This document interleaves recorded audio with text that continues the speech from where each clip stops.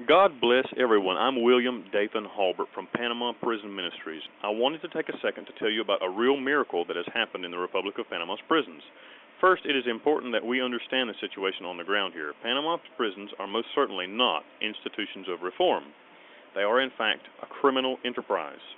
The gangs and police who run the prisons have an understanding. The police supply the drugs and guns, yes, firearms, to prisoners.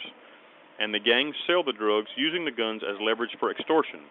Gunfights between gangs, and less often between gangs and police, happen weekly here. Men die, are murdered, and simply disappear here every day.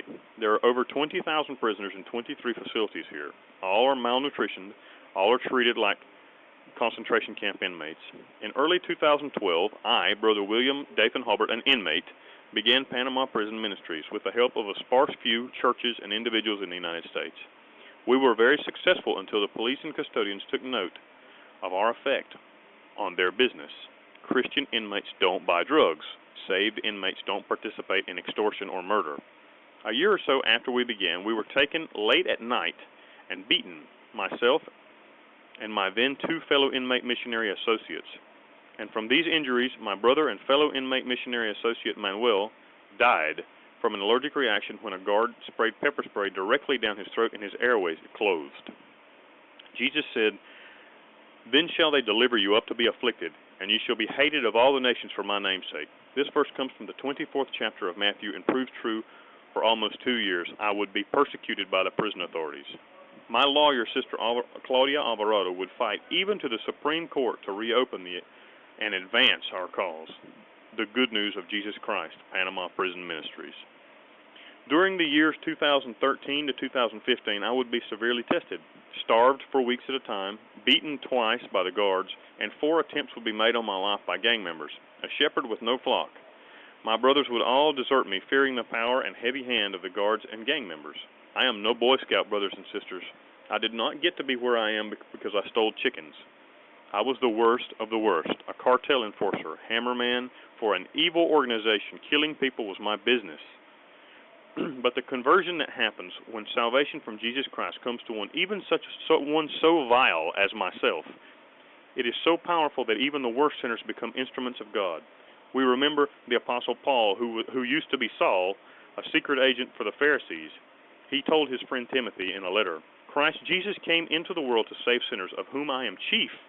Howbeit for this cause I obtained mercy, that in me first Jesus Christ might show forth all long-suffering for a pattern to them which should hereafter believe on him to life everlasting." This is my favorite verse.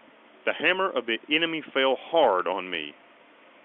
The authorities did not want Jesus Christ preached in the prisons.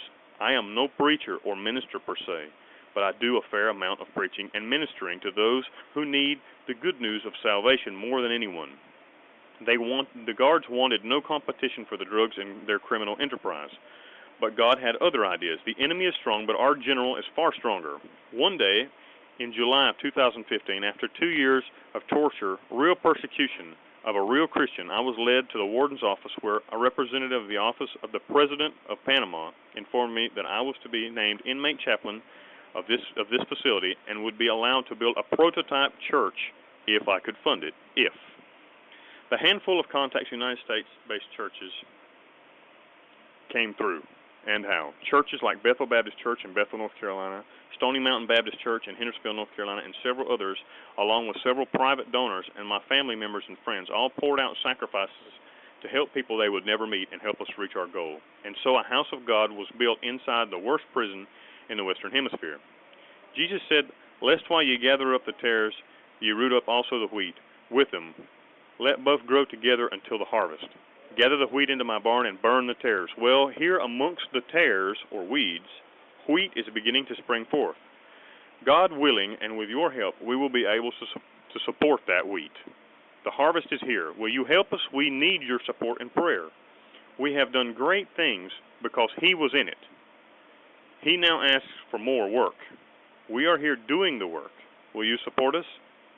Thank you for watching. I'm Brother William Dathan Holbert. Please go to williamdathanholbert.com. williamdathanholbert.com. Find Panama Prison Ministries on YouTube and subscribe to our channel. I myself am about to launch a weekly video devotional. Please subscribe. For more info, visit WilliamDathanHolbert.com. Thank you, and God bless you. Contact us today.